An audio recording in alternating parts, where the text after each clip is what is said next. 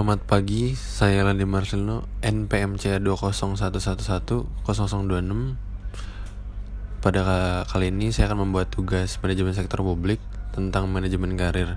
Bagian yang pertama, pengertian. Rencana karir akan terdiri dari rencana jangka pendek dan tujuan jangka panjang yang mengarah pada karir ideal. Sementara, jenjang karir meliputi berbagai pekerjaan yang meletakkan seseorang pada tujuan dan sasaran.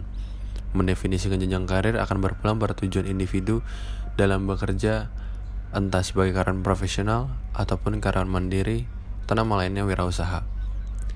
Sehingga dapat disimpulkan bahwa karir adalah suatu rangkaian atau pekerjaan yang dicapai seseorang dalam kurun waktu tertentu yang berkaitan dengan sikap, nilai, perilaku, dan motivasi dalam individu.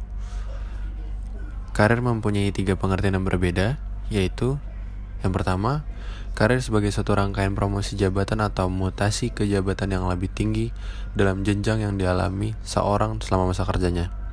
Karir sebagai suatu penunjuk pekerjaan yang memiliki gambaran atau pola pengembangan yang jelas dan sistematis. Karir sebagai suatu sejarah kedudukan seseorang, suatu rangkaian pekerjaan atau posisi yang pernah dipegang seseorang selama masa kerjanya.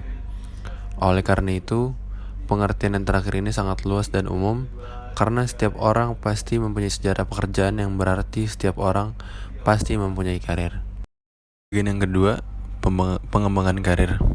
Pengembangan karir atau career development adalah suatu kondisi yang menunjukkan bahwa adanya peningkatan jenjang atau status seseorang dalam pekerjaannya.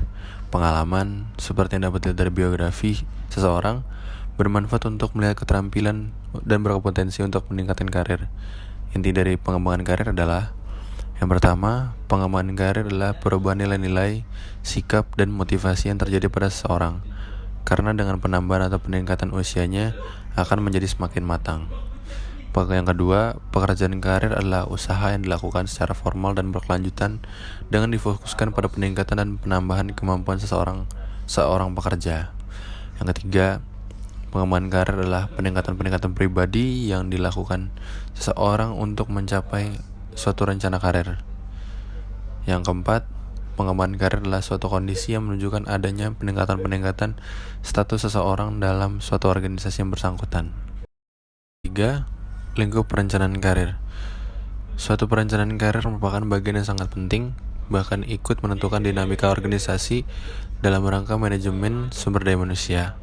Dengan demikian, maka ruang lingkup perencanaan karir mencakup perencanaan jenjang jabatan atau pangkat individu karyawan atau anggota organisasi, atau juga perencanaan tujuan-tujuan organisasi. Karena jelas bahwa seseorang di jenjang karirnya justru untuk menunjang kepentingan atau tujuan organisasi yang telah ditetapkan. Menurut Hani Handoko dalam bukunya terdahulu mengatakan bahwa ada 6 kegiatan pengembangan karir yang dilakukan masing-masing individu. Yang pertama, ada prestasi kerja. Kegiatan paling penting untuk memajukan karir adalah prestasi kerja yang baik, karena hal ini mendasari semua kegiatan pengembangan karir lainnya. Yang kedua itu ada exposure. Kemajuan karir juga ditentukan oleh exposure, berarti menjadi dikenal oleh orang-orang yang memutuskan promosi, transfer, dan kesempatan-kesempatan karir lainnya. Yang ketiga, permintaan berhenti. Hal ini merupakan cara untuk mencapai sasaran karir apabila ada kesempatan karir di tempat lain. Yang keempat, kesetiaan organisasional. Kesetiaan pada organisasi di mana seseorang bertugas untuk menentukan kemajuan karir yang bersangkutan. Yang kelima, ada mentors dan sponsor. Seringkali menjadi sponsor karyawan adalah atasan mereka. Yang keenam, itu ada kesempatan-kesempatan untuk tumbuh. Hal ini berguna baik departemen personalia dalam pengembangan sumber daya manusia internal maupun bagi pencapaian rencana karir karyawan. Bagian yang keempat, tujuan karir. Tujuan dari seluruh program pengembangan karir adalah menyesuaikan antara kebutuhan dan tujuan karyawan dengan kesempatan karir yang tersedia di organisasi saat ini dan di masa yang akan datang. Karena itu, usaha pembentukan sistem pengembangan karir yang dirancang secara baik akan dapat membantu karyawan dalam menentukan kebutuhan karir mereka sendiri dan menyesuaikan antara kebutuhan karyawan dan kebutuhan organisasi. Seorang pegawai yang mendapat pengembangan karir harus mencari informasi tentang yang pertama pengetahuan, kemampuan dan keterampilan apa yang diperlukan organisasi darinya. Yang kedua, sistem promosi apa yang berlaku dalam organisasinya. Yang ketiga, apabila syarat harus mengikuti pelatihan, apakah pelatihan itu diadakan oleh organisasi atau yang bersangkutan sendiri yang mencari kesempatan. Yang keempat, apakah faktor keberuntungan berperan atau tidak dalam pengembangan karir. Yang kelima, mana yang lebih dominan dalam menentukan promosi antara prestasi kerja atau senioritas. Selanjutnya, menurut Handoko per tahun 2001 mengemukakan sebagai berikut. Tujuan pengembangan karir pegawai adalah yang pertama untuk menjamin para karyawan yang tidak dipromosikan bahwa mereka masih bernilai dan akan dipertimbangkan untuk promosi-promosi selanjutnya apabila mereka qualified. Yang kedua, untuk menjelaskan mengapa mereka tidak terpilih. Yang ketiga, untuk menunjukkan apa kegiatan-kegiatan pengembangan yang harus diambil. Bagian yang kelima, manfaat pengembangan karir. Program pengembangan karir memberikan manfaat baik bagi organisasi maupun bagi karyawan. Adapun manfaat yang diperoleh organisasi dengan mengembangkan karir antara lain, yang pertama, untuk meningkatkan kemampuan organisasi untuk memperoleh dan mempertahankan karyawan yang berkualitas, menjamin ketersediaan tenaga ahli yang dibutuhkan, meningkatkan motivasi karyawan, terus juga menjaga proses kaderisasi agar berjalan dengan baik. Ada juga manfaat yang diperoleh karyawan dari pengembangan karir, meningkatkan tanggung jawab, memaksimalkan penggunaan potensi seseorang, meningkatkan otonomi, menambah tantangan dalam bekerja.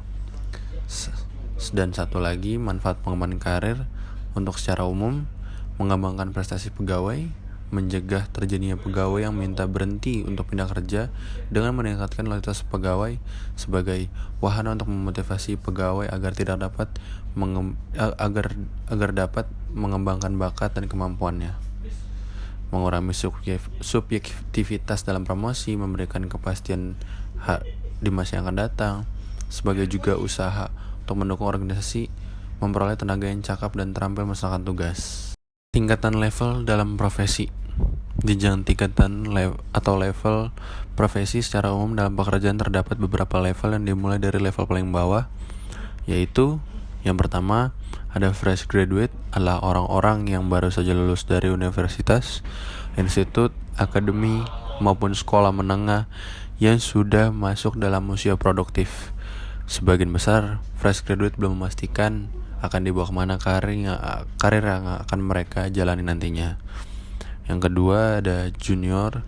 Setelah fresh graduate diterima bekerja pada perusahaan yang mereka pilih, dan biasanya junior ini masih terbilang seperti training karena mereka ciri-cirinya tuh seperti pengalaman kerja yang masih di bawah 2 tahun, bekerja masih dalam pengawasan supervisi, terus namun dapat bekerja dalam proyek layanan tingkat dasar atau basic.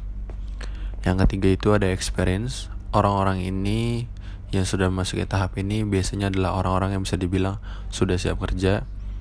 Mereka sudah memiliki pengalaman di atas 2 tahun, mampu menerapkan teknologi terkini atau tingkatan menengah, dan mereka juga dapat bekerja secara mandiri tanpa harus ada pengawasan dari supervisi. Yang keempat, senior. Di tahap ini atau level ini dapat dikatakan adalah level teknikal tertinggi yang umumnya dapat dicapai seorang pekerja. Untuk mencapai level ini diperlukan pengetahuan dan pengalaman yang luas dalam bidangnya, dan biasanya orang-orang yang sudah mencapai di level ini itu ditempatkan sebagai tim leader atau pemimpin dalam sebuah proyek kerja.